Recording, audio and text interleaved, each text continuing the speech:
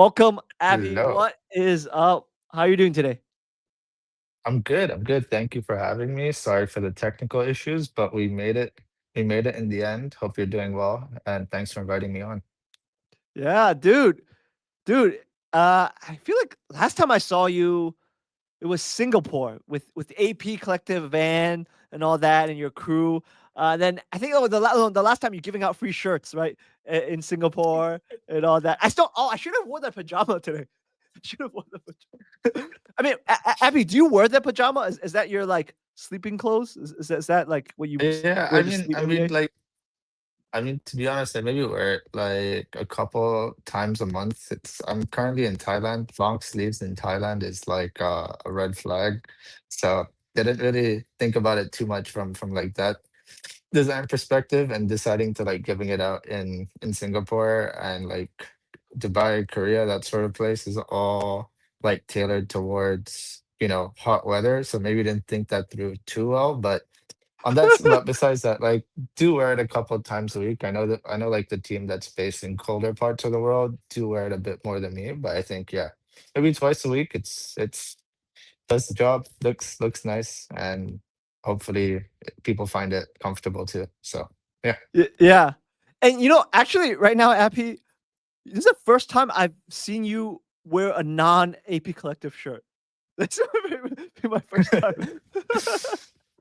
Yeah, I mean, I'm wearing AP Collective shorts. You just can't see it today. So Oh, you're just have wearing to. pants. Okay. Nah, I'm kidding. I'm in my office. There's no reason to wear pants. So yeah, yeah. But no, it is probably the first time that you're speaking to me not wearing merch. When I work Yeah. from home, I just wear like a simple t-shirt and shorts. So yeah, that's Yeah. that's me. Nice. Nice. Guys, we get to see behind the scenes Appy in his office working. And also we got Sahil here saying pink Appy. Yeah, I mean, pink's my favorite Shout color. Yeah, pink's Oh, my it favorite color. is. Okay. Okay, No, cool. you can Well, you can shout just you can just you can just say things on the internet and people will believe. I don't know, Yeah, sometimes people gonna fact check you. I don't know, maybe. But yeah, no, amazing. Well, amazing, Sahil. Really appreciate you tuning in. And guys, let us know, guys, if you're tuning in. Feel free to say a GM, say what's up to Abhi. And also maybe at the end, if you guys have any questions for him as we're having this conversation, feel free to put that in the live chat here. But first, Abhi, like I think people want to know, like, any updates with your relationship with Apple? Like, what's going on there? What happened in Singapore? What happened in Korea? I know last time, Abhi, if you guys didn't know, it was a spontaneous dinner we went to. In Korea, went to a Japanese place, and shout out to Wani. Wani took us, treated us, mhm. with all the nice sushi and all that. And then Abby, you were having a conversation with Apple on your phone, and he was like flying back to Korea. And he's like, "What are you? You're not in Korea." But anyways, I think people want to know real quick, Abby, what's going on with you and Apple now? Are you guys still good, or what's up? Yeah, I mean, we're still good. Apple just made like a new sticker. I'll send it to Nice. you. Let me see if I can send it to you in case like there's a way to bring it up. So I think that side of things, things are good. There was this new like Kaito sale where he got double the allocation I did this morning. So like, on that side of things, things could be a bit better. I'm a bit salty that he got double my allocation, but I guess a bit of a skill issue. But yeah, things are good. It was great to see you in Korea, and shout out to Wani for bringing us to that restaurant where we ordered, yeah, a bit like food for maybe 40 people and we were like six. But it happens. But things are good, things are well. And good to be here with you today. Yeah, yeah, yeah. Shout out to Wani, and yes, guys, we had maybe too much to eat, but it was really cool. I mean, that's the one thing. I don't know about you, Appy, but that's the one thing I've enjoyed about events. It's just like chopping up with friends. I don't know about you, but I don't really like the loud parties. Maybe I've been to too many. I just like it more chill. Yeah, I mean, for me, like when I go to any sort of conference or event or side event, I try to go a couple days before and couple days afterwards. So like, Okay. if it's a 3 or 4 day conference, I'll try to go for like 6 to 8 days, couple days before, couple days afterwards, so that you can spend time to catch up with friends and people that you meet a number of times at different conferences, because I think those are like the more valuable relationships and where actually Right. like the true networking actually happens. It's sort of like you see similar people at these events.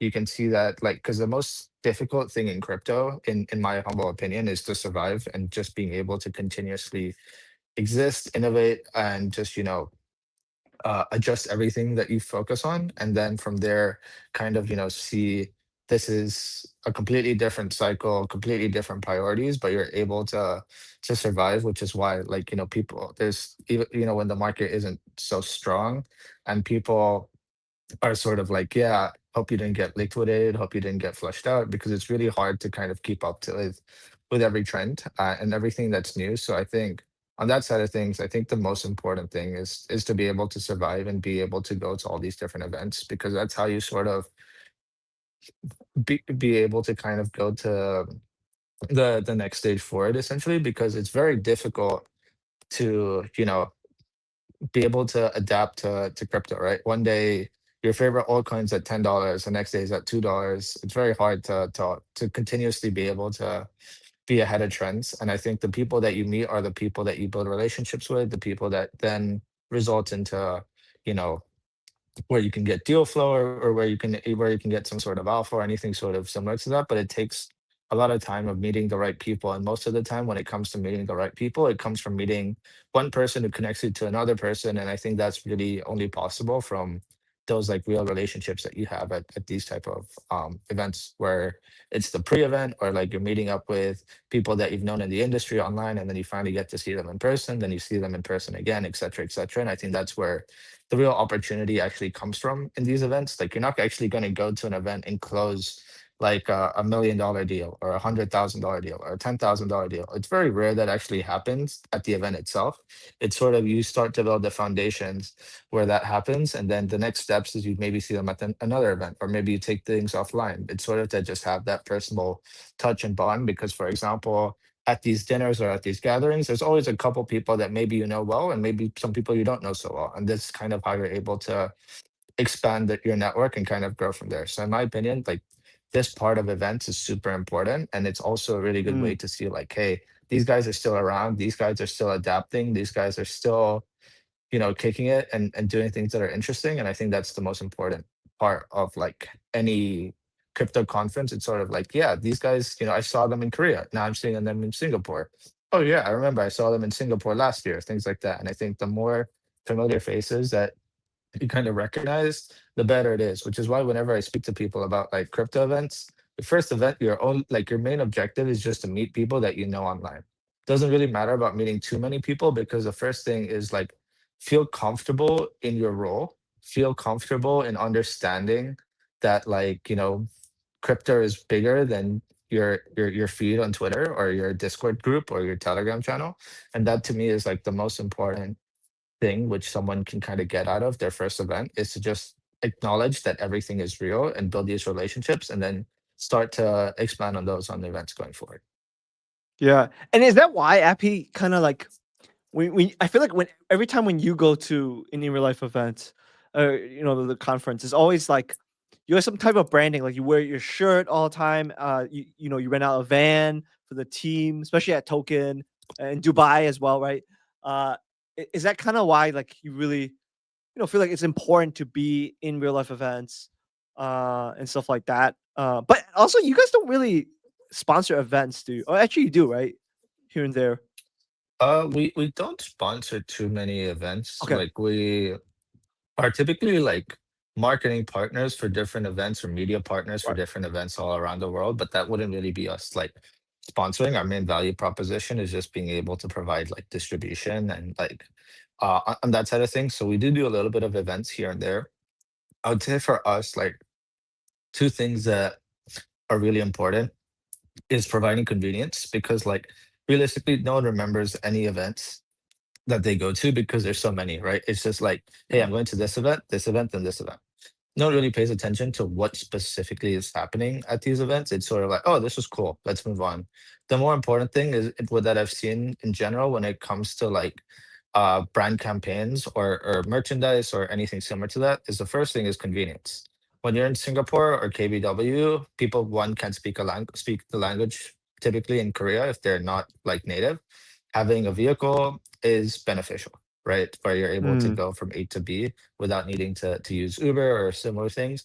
In Singapore, it's F1, it's there's traffic, etc. So that's where like the main value add actually comes, because instead of renting Oh. like a single car, for example, because it's like one, it actually works out to be pretty cost efficient because you're booking like 10 Ubers a day.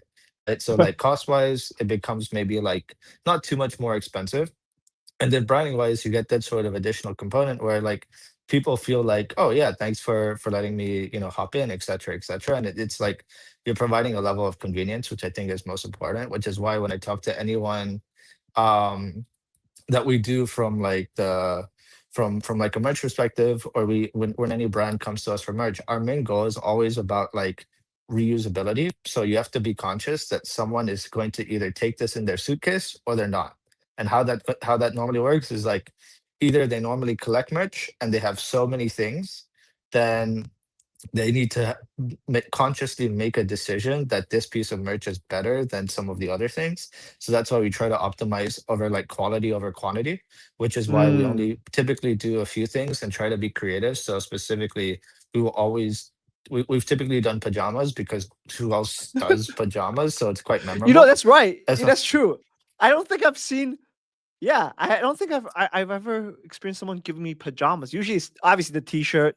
I yeah, has it been, I think some maybe meme coins give out underwears, but yeah. I've never seen pajamas. Yeah.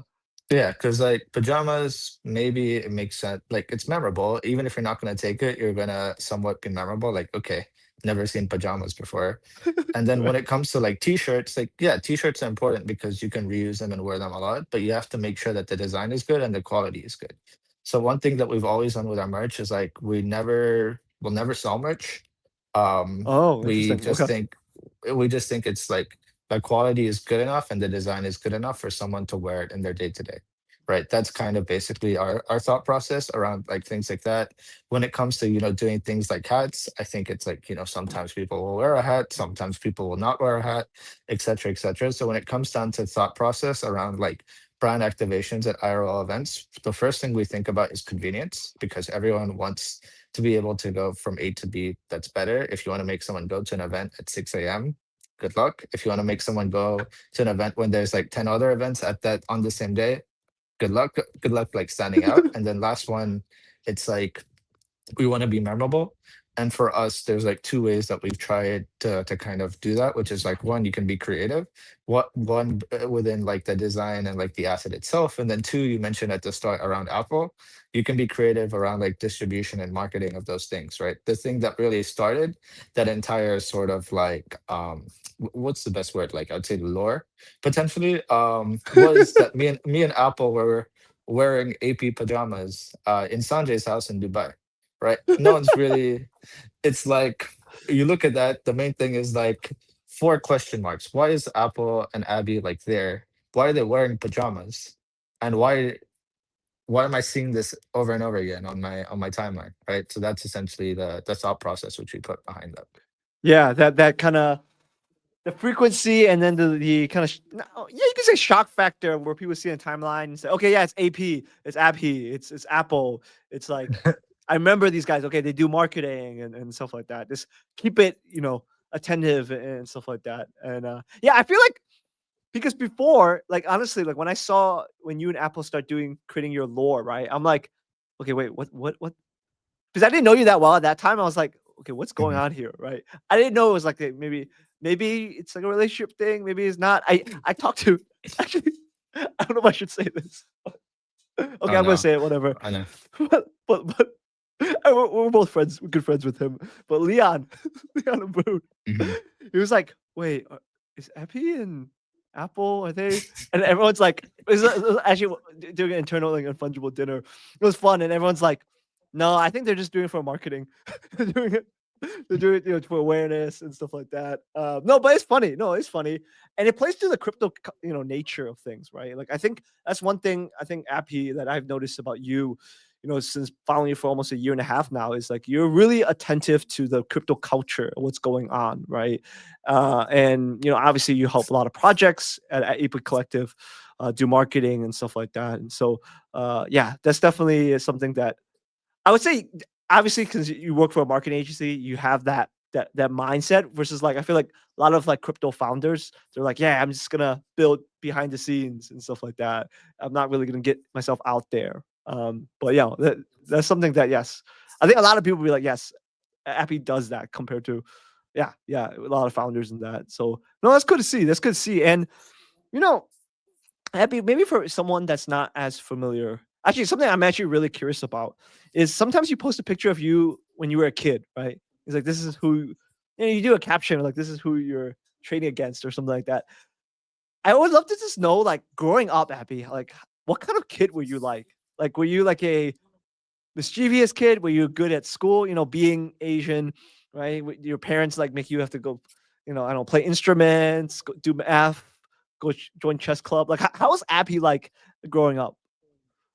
Yeah, so I would say like I was given a lot of freedom growing up and like a lot of trust, which I think allowed me to experience life pretty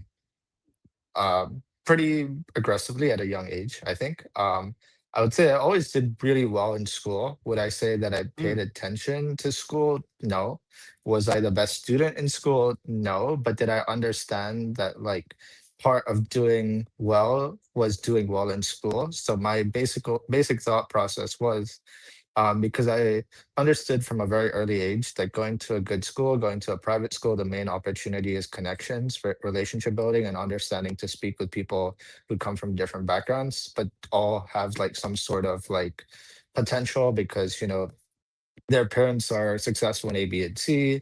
Their family does A, B, and C. They are destined to go to ABC university and things like that. So from our end, like I sort of believe was like the foundation of school is three things. One, have as much fun as possible and make as many memories as possible.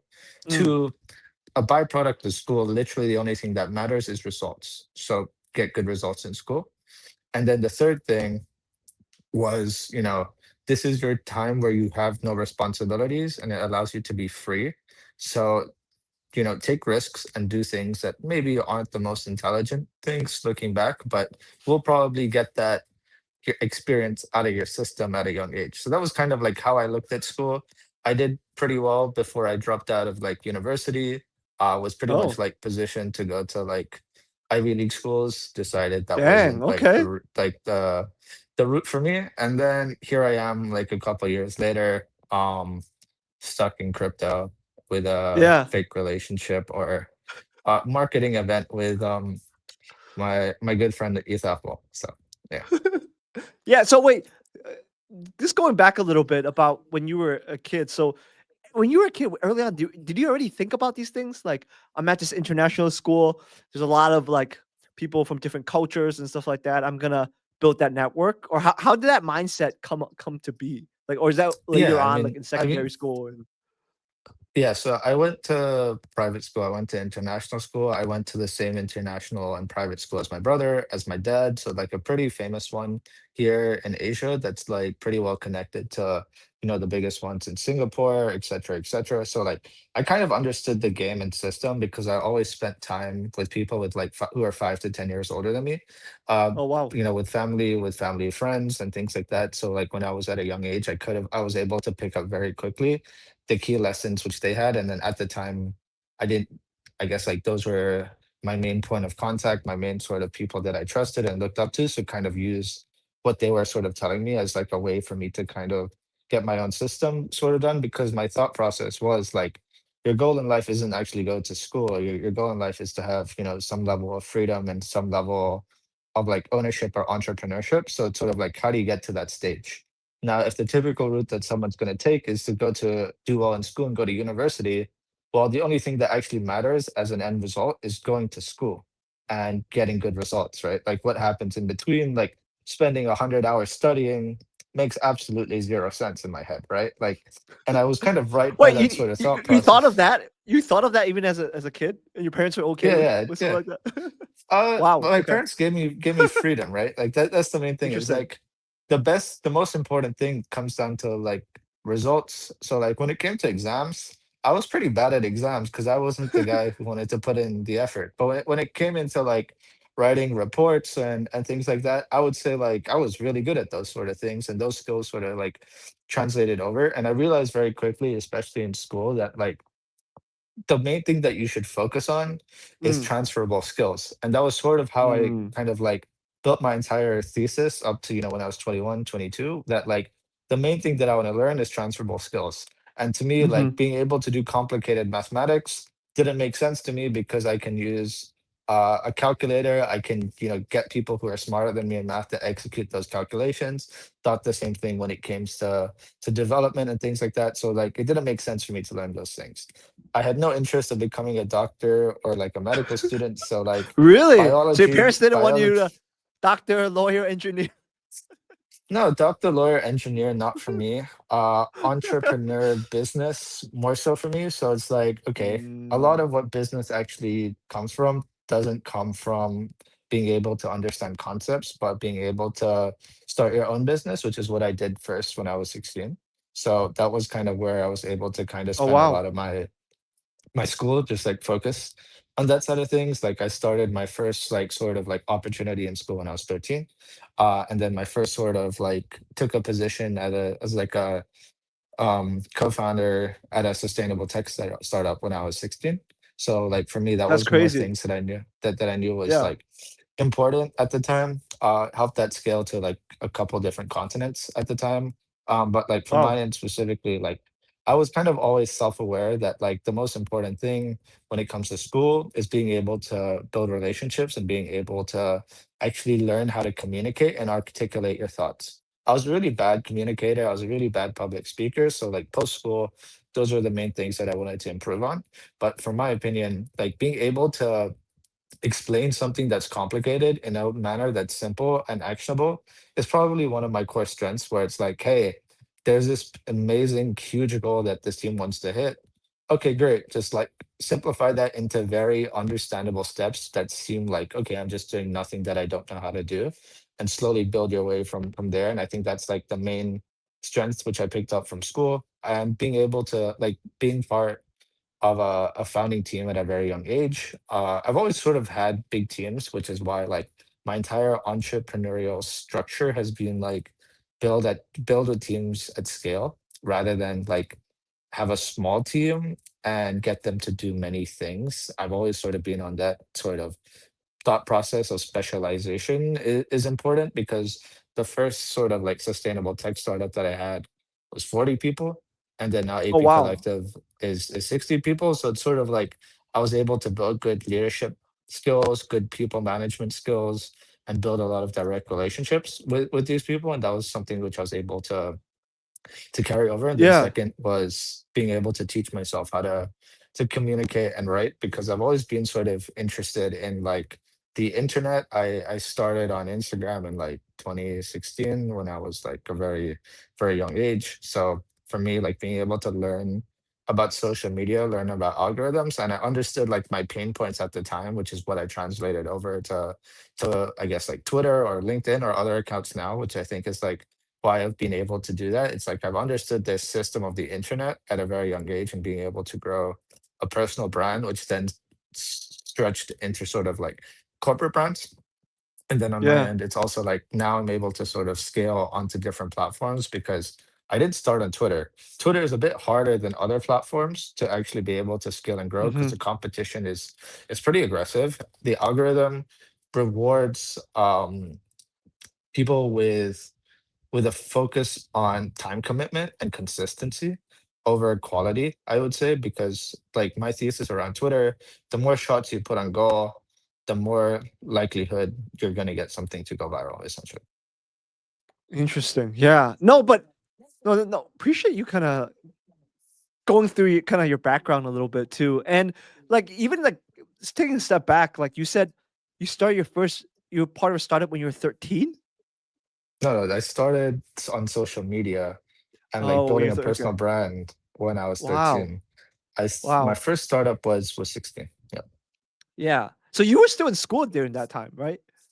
Still in correct. Yeah, secondary school, it high school. was it was like the beginning period of COVID. I was a little bored, figured I needed to scale and do something.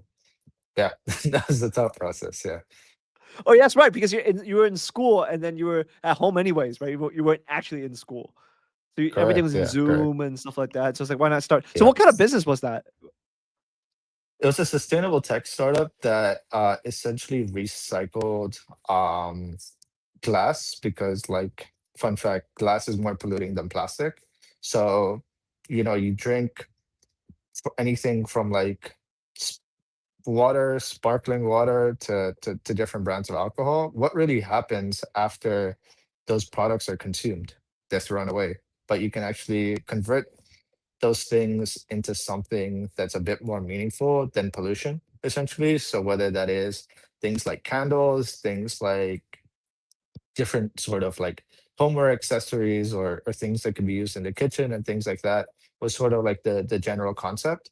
The main thing where I pivoted was like, yeah, I was not my main area of expertise. I think that's where I learned about like sustainable tech and like product market fit. The main thing, the startup still exists. I'm Oh, just no interesting. Yeah. longer I Oh, know I'm just no longer involved. I will just say like where I think the scale would have happened was manufacturing and like being able to operate at a much higher marketing scale, I would say, because that sort of content like structure is targeted as B2C. And with that, you need your infrastructure in terms of like manufacturers, designs, etc.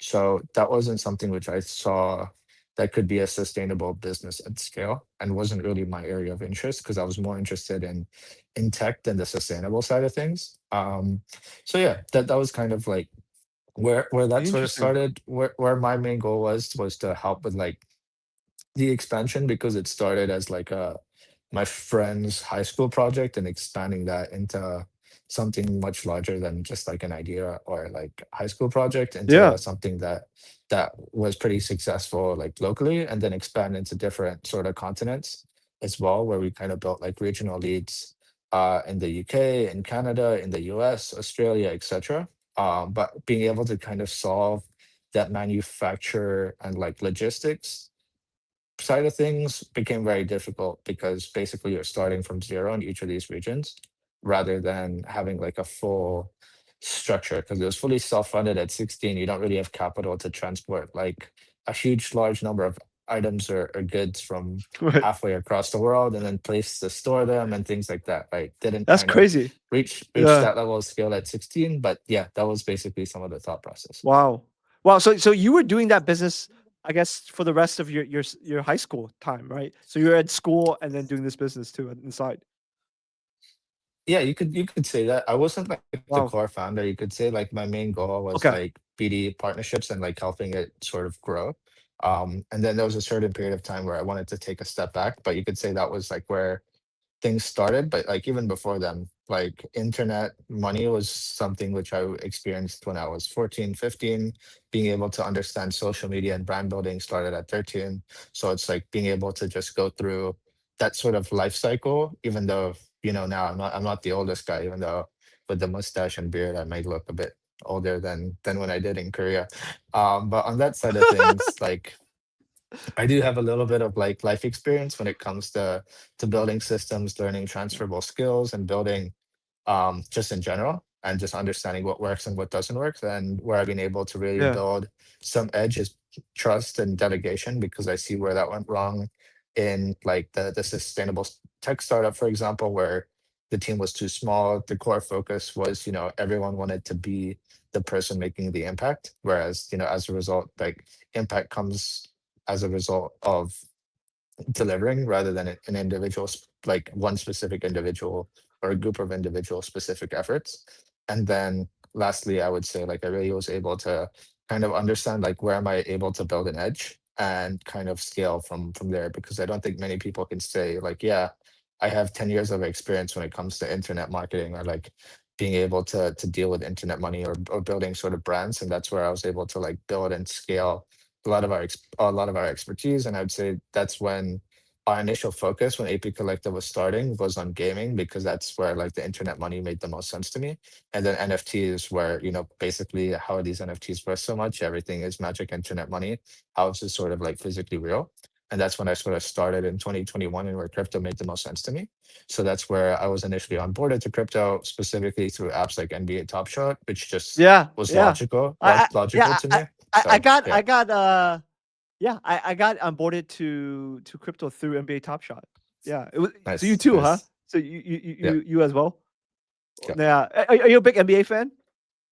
Not at all. No, it's just like I understand the concept of this and how it can be scaled to other sort Oh, of like sports essentially because I was someone who was quite into sports at the time. Not so much now, but yeah, I was quite into sports at the time. And then similarly, oh, like the other things which I found very interesting was like these NFTs were ripping to crazy astronomical dude, it was prices. crazy, dude. It was And it and not was only like, Top where is Shots. this? Yeah, yeah, Yeah, not like even where was this Top magic Shots. Yeah. internet? Where was this magic internet money coming from, right, at the time? So that was basically my thought process. But yeah, sorry for interrupting. Please go ahead. Yeah, no worries. I know we might have a little bit of delay, but yeah. So okay. So you mentioned so you were working this business, sustainable business, at the age 16. Doing BD, doing stuff while you're in school, and then you mentioned how you didn't go to university. You didn't end up going to university, right? Starting a business. So I think a lot of people in the audience, right, are probably in that stage, or maybe just a little past that stage. How was that like the thought process of like, you know what? I'm not gonna go to university. I'm actually gonna be committed to be an entrepreneur and do this? Like, was it a hard conversation you had with your parents? I mean, I I, know I being Asian think parents, yeah, it might be. yeah, it was not easy, I would say, right? Because my dad was like someone who went to UCLA, which is like one of the top schools like in America. So it was a very difficult conversation. I think my initial thought process was like AP Collective fully started in October 2023. And I spent the 2 years sort of proving myself that like one, I'm able to understand this new niche and able to kind of prove myself, which is where I spent my first year building experience working within crypto, working within like a crypto marketing incubator, because like I think a lot of my experience before AP Collective, I was a CMO of like a marketing incubator. Before that, I was someone, at a very young age who started as an intern and became like one of the most valuable employees at like a venture studio, essentially. So like I've always sort of been on like the growth marketing side of crypto. And that was sort of where like a lot of my areas of expertise came in, and then learned how to trade and things like that. So it sort of was like, hey, I basically have a 6 month window to prove to myself that like, and prove to myself and my parents that like I can make an argument that it makes sense for me to not go to school, right? Because the first decision was like, hey, I'm not dropping out of university. I'm just taking a gap semester, right? Then the gap semester takes a uh, second gap semester. Then it's like, hey, parents, like, hey, like it's too logical of I'm an making argument money, right? Stuff like that. to Yeah. yeah to like, hey, like here's a logical like argument that it makes sense for me to double down on this. And then it reaches a certain point that it becomes like undeniable that it's like, okay, this makes sense. Because like when you do small little gestures like, hey parents, I got the bills this month, they're like, oh, okay, right? And then Wow. it sort of like scales from that further where it's like, okay, something's going right, I don't really need to understand what's going on. um but yeah, that's sort of like the initial thoughts on that side of things, and like how things scaled out even further. But for me, it's like I've always believed in like you learn from experience, you learn from your own mistakes, and you learn from like the best way to prove yourself against anyone is just by delivering results, right? Actions speak louder than words, because words like ChatGPT can articulate words better than anyone else if you have the right prop set up, right? So the only way that really matters is actually being able to action and execute on things specifically. Yeah, yeah. It's interesting.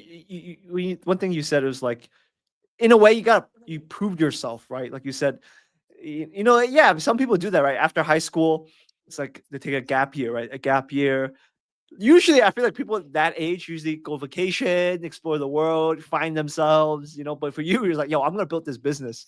I'm gonna prove that hey, I can, I'm capable of doing it. And then you have, right? And then you know, a month, I've been 2 months, a year, and no, that is pretty cool. And so did you start AP Collective right after high school then, or were you working So you, something you else? could you could say like I was building the foundations on that side of things too. Like right after high school, I started at a venture studio, um, which was like just a good opportunity that like helped me onboard into crypto because like their main focus was on licensing, where we commonly reference that like digital entertainment, digital sort of like experiences was something that was pretty cool, essentially. So like fan experiences and things like that, which was where I did a lot of research into things like Top Shot, which just increased my curiosity further, essentially.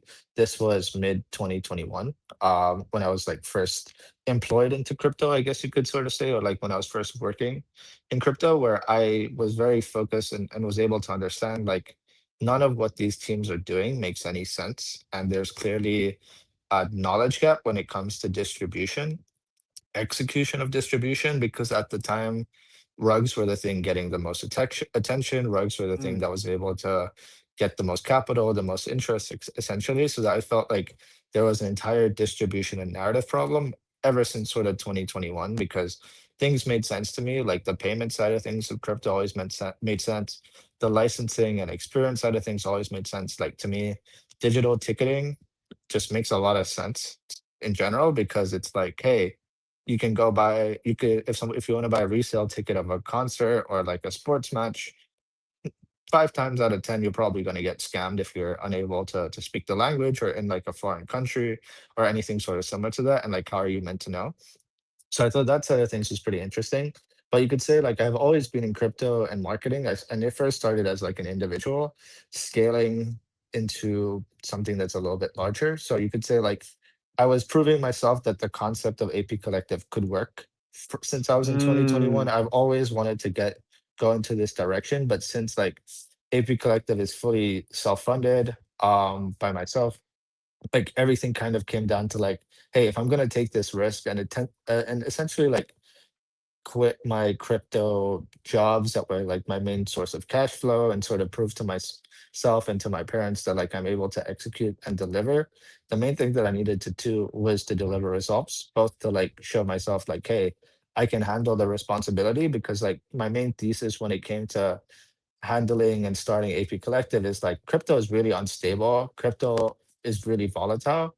The main thing I want to be able to provide to anyone who joins AP Collective is an area of stability and security that like no matter what no matter what the market is, no matter what's going on, you're in a place that which is comfortable for you to grow and build in a way that made sense to you, because that was always the opportunity that I sort of wish I had when I started, and wanted to kind of like keep that thinking now, because 2025 versus 2021, to be honest, it's probably equally as difficult to start now as it was in 2021, if you're someone that's new or mm. someone that's in high school. So like for me, just coming from that thinking process, I understand like how if I was someone starting new in crypto, I know exactly what I would do. But I can see how someone who's starting fresh now, it's really difficult. Like probably more difficult than before, because the life cycle of certain things are even shorter. But I think Interesting. that was Yeah. just like some of my thought process. But I to simply answer your question, AP Collective was an idea that was documented exactly what I wanted to do since the very start. But wanted to prove myself, built the area of expertise where I could self fund and do everything sort of from that perspective. Because like I don't want to be able to report to anyone if I want to go and travel to an event in Singapore or Korea. I want to be able to do stunts like we discussed earlier, right? Like I don't want to write like a full presentation or prepare um, a proposal on why I think it makes sense to get an AP Collective in, right? I just want to be able to justify that, like, this makes sense. This is the reasons. This is why it works from a convenience perspective. This is why it works from a marketing perspective. This is why it works from a brand perspective and BD perspective, and just be the ultimate decision maker. Because I think I've tried to kind of come from the logic that I prove myself over and over again to the point that even at a young age, I'm able to make calculated decisions. And that's sort of like the thought process that I've had behind everything.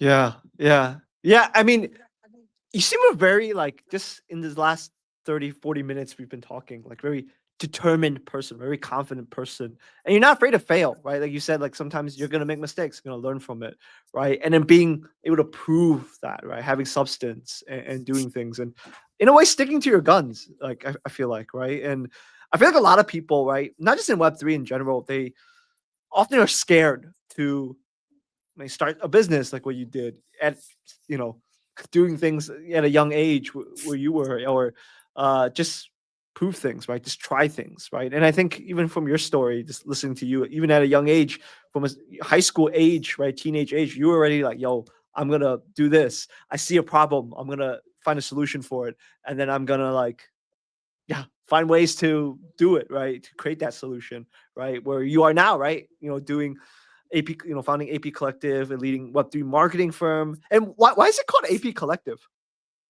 Yeah, so AP Collective kind of has a double meaning, right? The first Oh, meaning is accelerating protocols, which is what like AP stands for, right? And collective means that I initially started this thing as an individual, right? So like, and my thinking was as a group, you can accelerate protocols faster together with more people with areas of knowledge and with an actual system than as like an individual as a like an advisor or a marketing consultant or whatever that may sort of be.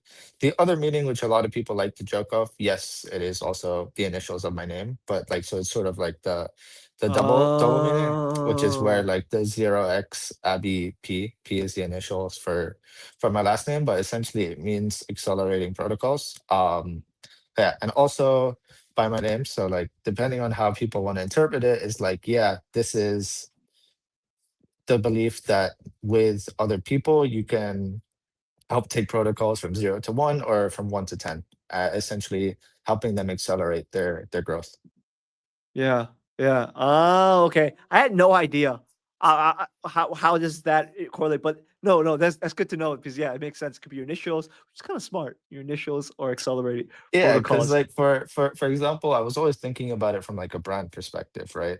If I wanted to build merch, like technically I could say the merch has my initials on it. Like if we have jewelry, yeah, the jewelry has my initials on it, right? That's where the initial thought process always was, because we were always going to build ourselves into a brand, which is something that you mentioned earlier, right? That I think one thing that we do better than most is like we actually market ourselves. We created a brand out of ourselves, which most teams in our industry don't do, and we sort of like pioneered that sort of approach, I would say, because I think it's came from a simple concept of wanting to prove yourself, even from when I was in high school or when I was sort of like always learning, is like the best proof or social proof that I can create is not case studies. It's not like testimonials. It's nothing like that. It's me being able to prove that like I'm able to market myself. I'm able to market our own company. I'm able to build a brand out of our own company, right? We probably have like 40 AP Collective badges distributed, for example, because we value being able to have that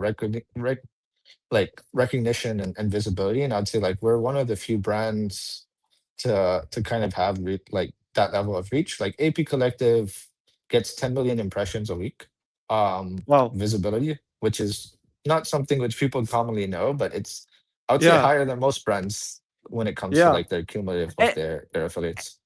yeah, and real quick, so when yeah, you mentioned the badges, right? A lot of like some of the top creators, right, have the AP Collective badge in Web3.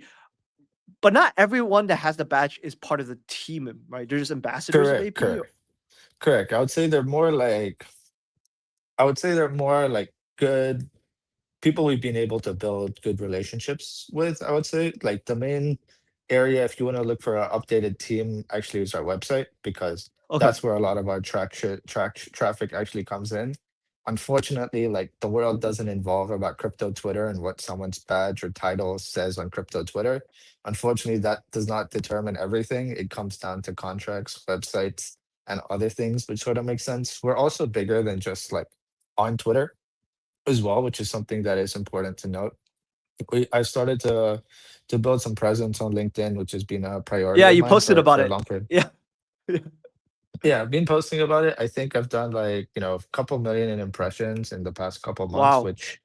which is like nothing crazy, but it'll grow over time. And that was always like a core goal. But the other thing that I've sort of learned and focused on is just the main principles to succeed when it comes to building a system is to simplify everything and to take things slowly. Don't rush, because when you fail at scale or you fail small, it doesn't make a difference unless you're willing to put effort into learning from it, right? For example, if you lose money leverage trading and that's, $1 million or $10,000, the lesson is most of the time the same as long as you're willing to write down and understand what happened.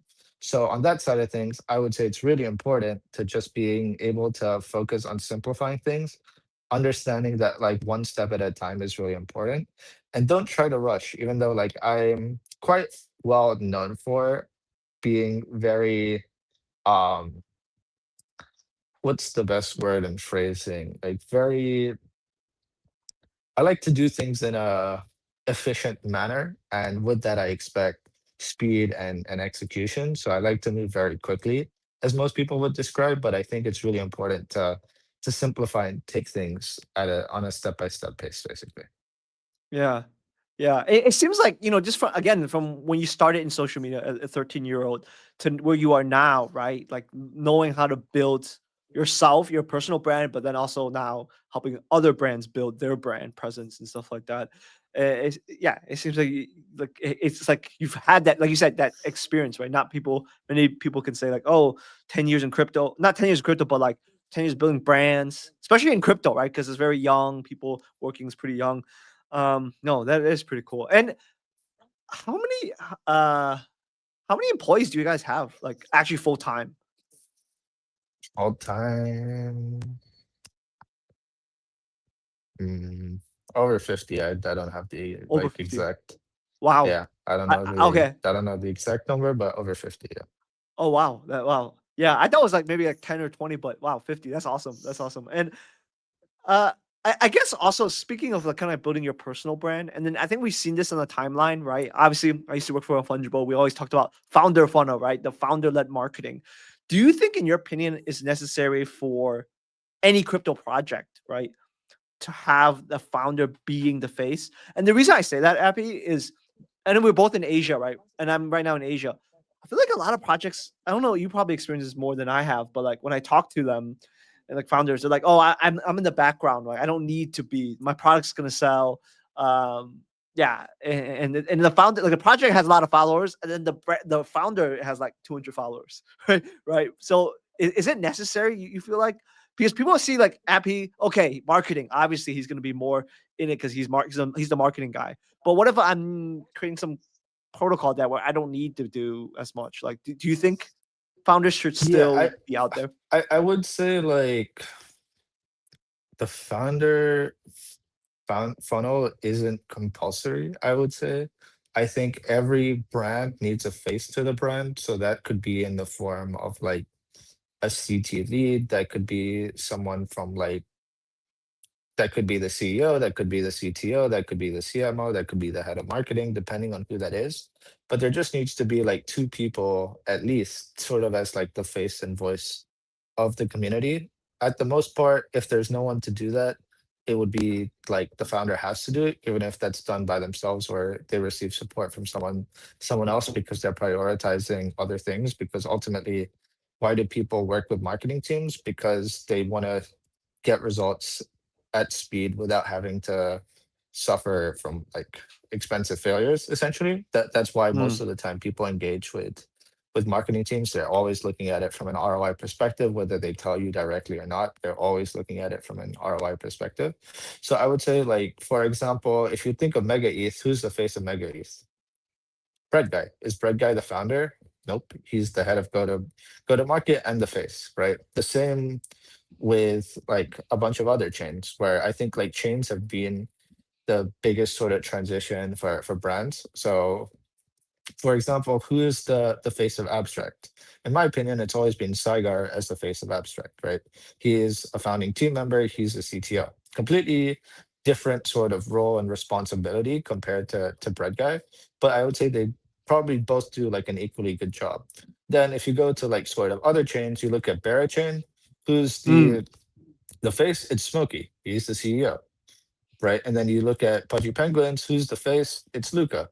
He's sort of like the main decision maker. So I would say like there isn't a one size sort of fits all for everyone. I think it's like you definitely need to have the face of the brand. Specifically, like you look at Sofon, who's the face of Sofon? Primarily their marketing team, right? Like those are the yeah, most well-known Mickey. guys. Yeah. Yeah, those are the most, that's most of the time who people look to as like the real leaders of the brand. And like if I zoom out even further, who's the face of Monad? There's a bunch of them, right? Like there's maybe 5 or 6 different people, not only the founder. So in my opinion, like the founder funnel as a concept, there's some protocols which are good. Um, Mm, I think there needs to be a human-led brand. Does that need to be the founder mm, itself? Most of the time, it's more advantageous to be the founder because, for example, you know, an employee can always leave. An employee can always start their own thing, right? And then you sort of lose the face of the brand. So I think, like from that perspective, the founder funnel and being able to maintain ownership of that sort of trait and like identity is important.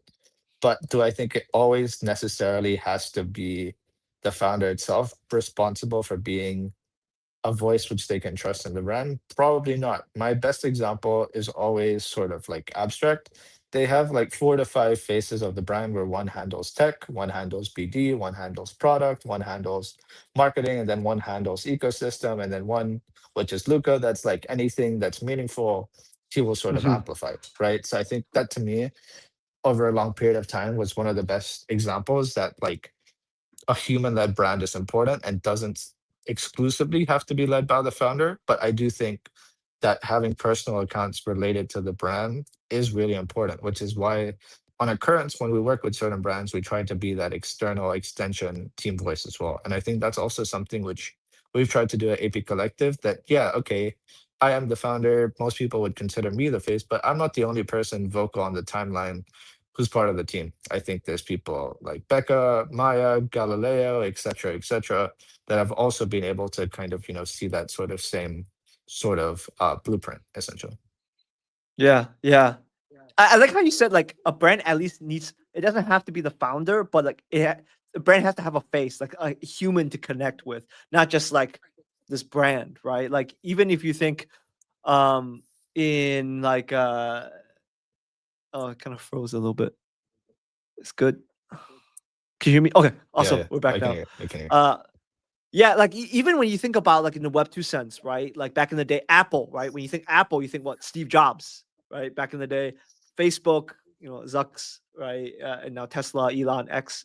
And so yes, the face is really important. And yeah, and I feel like some brands still struggle with that. I mean, that's why they, like you said, right? They hire people like you guys, AP Collective, other marketing agencies there. And something that I'm actually curious as well, speaking about marketing, especially in Web3, especially this year in 2025, right? Kaito has really disrupted, the marketing game, InfoFi, right?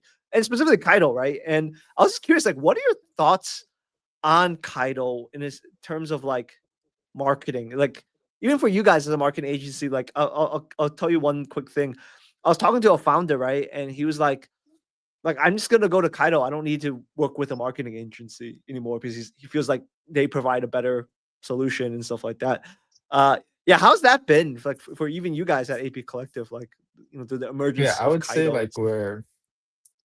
I would say like even like assuming back out to the same question, even if you look at Kaido, right?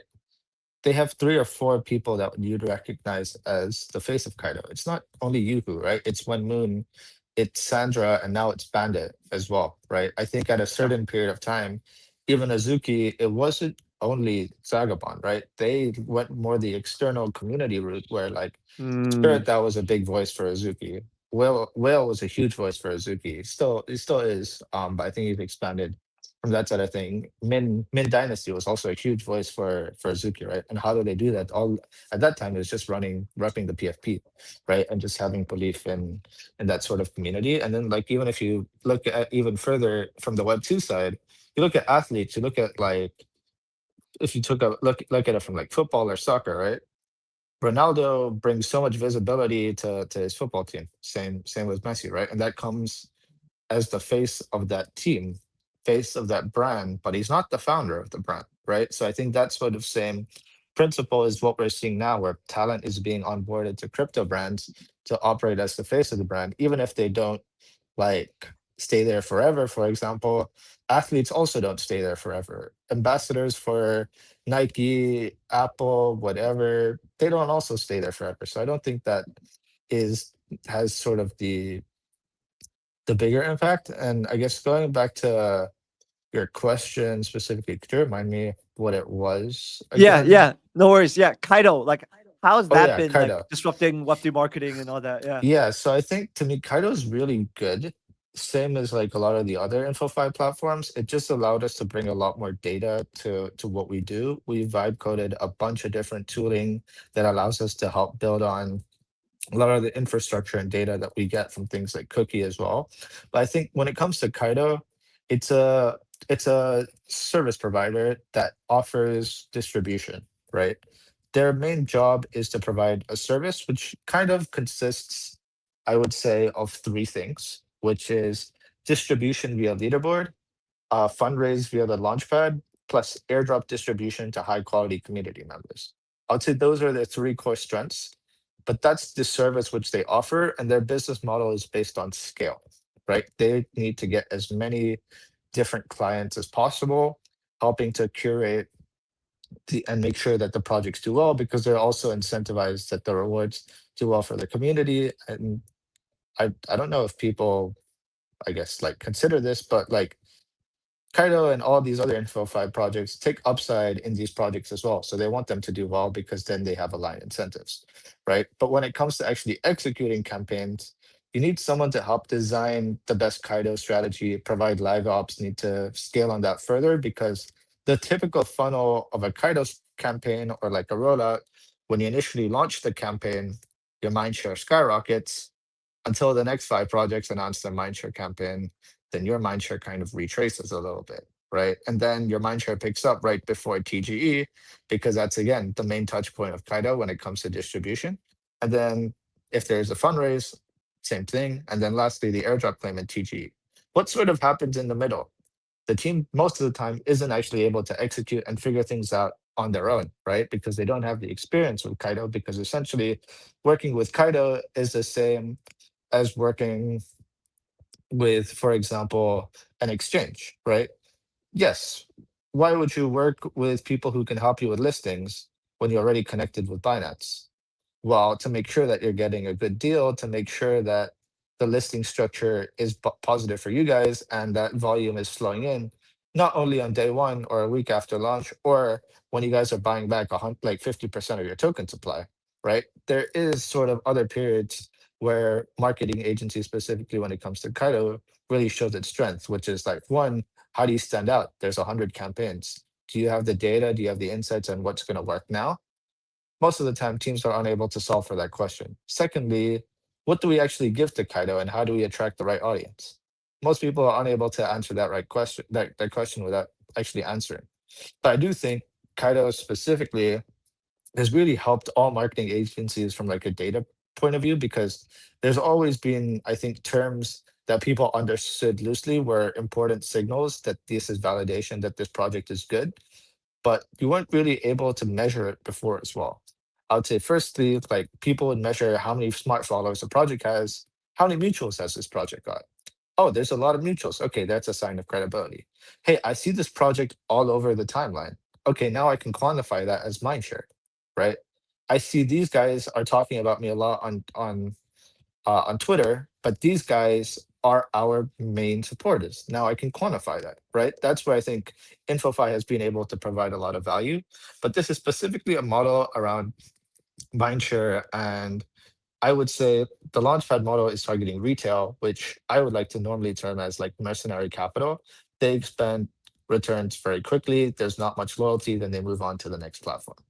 Whereas things that are really important for a marketing agency to do that Kaido can't currently do is like, hey, we're announcing this milestone that needs to convert in terms of like, hey, we need flows. So we need people who have a track record of converting, announcement into flows that, impact, I don't know, the token or the NFT or volume or whatever that may be. There is no level of attribution when it comes to Kaido just yet. But if you work with, for example, YouTubers where they have affiliate links to different exchanges, you're able to kind of get some sort of attribution that this person will impact by volume, or this person could potentially impact the token price if he does A, B, and C. So that's where I think Kaido could improve upon, and where marketing agencies still plays a big role. And I think, to me, marketing agencies use Kaido as a tool of distribution because you're able to spend the same amount of money and get more quality distribution. Because, for example, if you're paying a KOL $1,000 per post, this time you're basically having a competition where 10 KOLs are competing to get a share of the $1,000, right? So from the project's perspective, I see, if they oversimplify it, yeah, actually I'm getting more bang for my buck in terms of number of people posting about me. But everything else in between, some projects are able to do it, but most of the time, that's where a lot of marketing agency comes to support. Because I would say Mm. 80-90% of the projects in the top 20 on the pre-TG Kaido leaderboard do work with a marketing agency. There's a few that don't, but I would say like almost all of them do. So there's still, yes. So there's, like, I like what you said, like how Kaido is a tool, right? But yet you still need someone to have those plans to execute using the tool, right? And that's where the marketing agencies come in and stuff. And also, do you feel like the InfoFi is here to stay, moving towards, when we go to heading towards 2026? Because I feel like sometimes marketing is like, okay, this year it's like KOLs are doing the marketing this year. Well, at least this year, right? It's InfoFi. But do you think InfoFi is here to stay? Because it has been very innovative with the in terms of mind share and stuff like that. Or even like, what do you see like 2026 marketing? Like, where's marketing heading in 2026 for Web3? Yeah, so I would say, from my opinion, where InfoFi is probably strongest is that I think most people would find it hard to argue that the best form of airdrop farming is not, clicking on testnet. It's not um, providing liquidity or volume. It's through actual social interactions.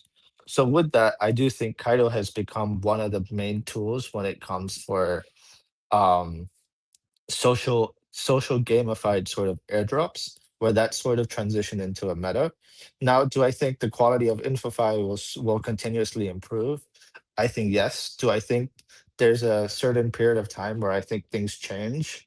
I also think yes, because I think if implied, so the real reason why Kaido projects use Kaido, and this is me just being like very transparent, is two reasons. No other reason, in my humble opinion. It's one, you speed run an exchange listing, or two, you get discount on the exchange listing, or three, you're able to get better exchange listings than you would have without Kaido, right? Because it is a strong brand, you're able to show um, real traction, whether it's on chain or social. And that's the real reasons why people use Kaido, right? Why users use Kaido is because of, this is the best form of airdrop farming in this cycle, right? So that's my two humble opinions on why people would use the product. It's a product with good product market fit because you're targeting two or three different user bases at once. Now, if I'm a project, why am I using Kaido? Oh, exchanges now like to see which are the top projects pre-TGE in different regions: China, Korea, English speaking markets, because those are the three main regions for volume. If you're able to kind of show like, hey, I have 20% mind share, you may be able to get a better exchange listing from Binance. Mm. Then, if you are a very English focused project, you can now use Kaido to get on the Korean exchanges, or you can now use Kaido to tackle Chinese users, right? Which is also where a lot of volume comes from. Or lastly, you're a project that maybe isn't a tier one project that hasn't got eight-figure in funding, that works to get, a Binance listing. Maybe, the expectations was, my maximum I can get is a BitGet, KuCoin, and a Bybit. Oh wait, I'm able to over deliver on a Cardo. I was able to time this pre-sale right and show that I had 50 million in activity. Maybe Binance takes a risk.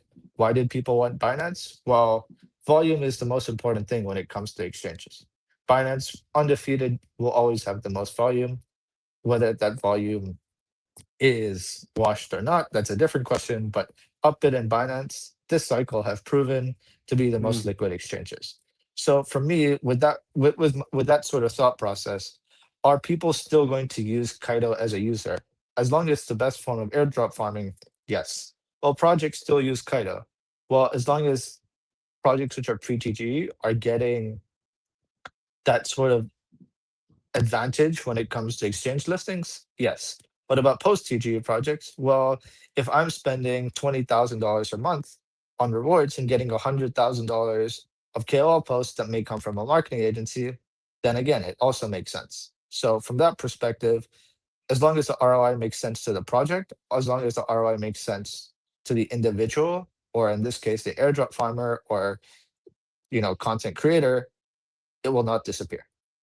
yeah, yeah, yeah. I mean, that's true. This a lot of benefits with InfoFi, like especially the mind shares, right? Where you said like a lot of projects, the reason why they're on Kaido is get the listings fast, right? Like everyone's one Binance, right? Do you feel like there were ever, and this might be controversial because I know you might be working with other InfoFi platforms as clients, but like do you think any other InfoFi out there can really steal the market share from Kaido? Because I feel like Kaido is right now synonymous with InfoFi. Like that's when you think InfoFi, the first thing I think is Kaido, right? I know there's other platforms out there like Cookie. Z is coming out. It seems like it's gaining a lot of ground too. But like, do you really think like I feel like Kaido is probably the go-to for mindshare for all that, even moving forwards? Or So I'll tell you the difference between all of these, right? Kaido distributed maybe $100 million in airdrop to top KOLs. Other platforms did it. That is fundamentally the main difference, right? If Azit is able to do something like that, maybe people will their narrative will shift. Similarly, if wall chain's able to do the same, narrative would shift. I think now the main key points other InfoFi platforms have is it's pretty expensive to launch a Cardio campaign, right? I think it's pretty well known that the listing fee is 150K and you need to put rewards on top of that. All like Z Wallchain, Cookie, and these other ones, they're a lot cheaper in terms of initial listing cost. That's where there's an advantageous aspect. I would say then it comes down to who are the users. Well, the users are looking to get the maximum rewards per campaign. Now, that's the only thing that sort of comes down to like the entire product that's being built, right? Who's going to give the biggest airdrop to this community or this level of KOLs or anything sort of similar to that. So with that sort of being considered, if Wallchain launches a product and it distributes, a huge amount of money to their community, okay, people might start to shift. Same thing with Cookie. Same thing with Z. If Z or Wallchain launch an airdrop tomorrow and is able to reward CT with a huge amount of liquidity, then maybe that changes, right? But I think the other thing that's most important with Kaito, it has sort of like the hyperliquid effect, right? Where the token, if you held since TGE and you staked, you probably would have made more money than if you dumped on day one, right? With that, mm, you're really able to stand out because if you dumped on it day one, okay, the token was worth, I don't know, maybe $1 or around $1, pretty good. If you staked, you would have got 20 different airdrops or something like that and still trading at about $1. So you would have been in a more advantageous position. If you sold near the local tops around $2, you'd also be in a more advantageous position, right? So these new projects, if they want the narrative to shift, they need to make their users, which in turn is KOLs with a good amount of smart followers, and in my opinion, have more like influence on the actual market, a lot of money, and then people will love them. That's basically mm, it. And they need to hold price. Now, we're seeing the same effect with Mega ETH and Monad. Monad, the chart doesn't look the prettiest so far because it opened at 15 billion on Hyperliquid and is now trading significantly at a haircut of that. Now, if Monad opens at 5 billion and then rises up to 10 billion, I'm sure every KOL is going to love Monad. Secondly, if Mega ETH does the same, it opened out Hyperliquid at 5 billion, their sales at 1 billion. If this thing sits at 3 to 4 billion for a year, everyone's gonna love Mega ETH, right? It just comes down to how big is the airdrop and how volatile is the price. That's my humble opinion. I could be wrong. I could be oversimplifying, but price determines narrative. Airdrop Mm, determines narrative. Because the other thing is, people don't care what is the price of the token. What is the price of the token in relation to my cost? Because I only care about me, because I'm selfish, and the entire CT resolves about me. That's entirely how CT and CT KOL sort of think. yeah, it's not about art, right? It's all about the art. It's all about the art. Yeah.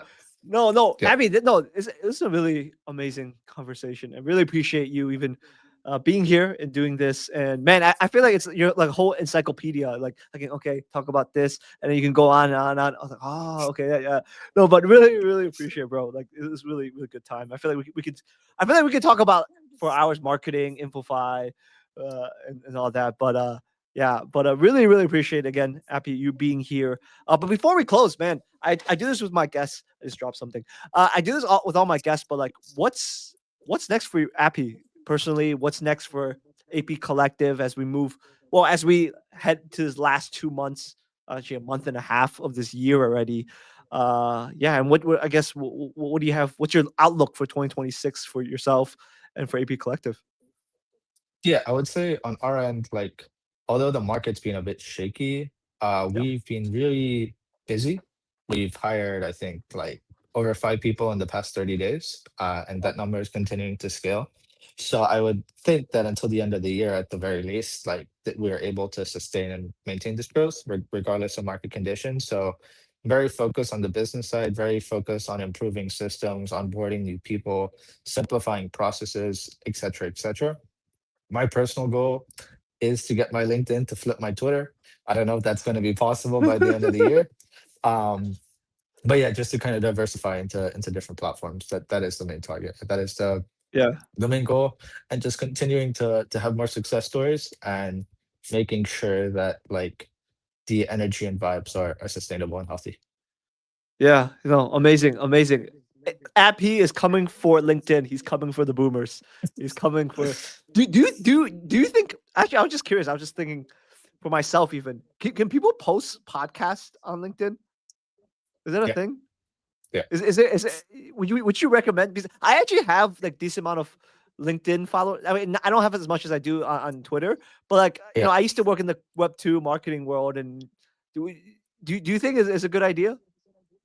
Yeah, I think so. I mean, like LinkedIn is one of the easier social platforms because you said it yourself, you're dealing with boomers, right? Once you figure out like how to convert your followers into real distribution, we can go from there. Yeah, amazing, amazing. Well, again, Abby, really appreciate you being here, taking some time, and I really appreciate you guys in the audience listening in. I see Mount Dojo. He said, "Yo, what's up? What's up?" Really appreciate you tuning in. Yeah, but anyways, Abby, I won't keep you for long, but really appreciate it, and I guess we'll see each other. Are you going to Dubai? I guess, or for the Yeah, Binance I'm Blockchain going. Week, Solana I will be Bitcoin. there. Correct. Yeah, yeah. Okay, I'm going to that. awesome. Correct.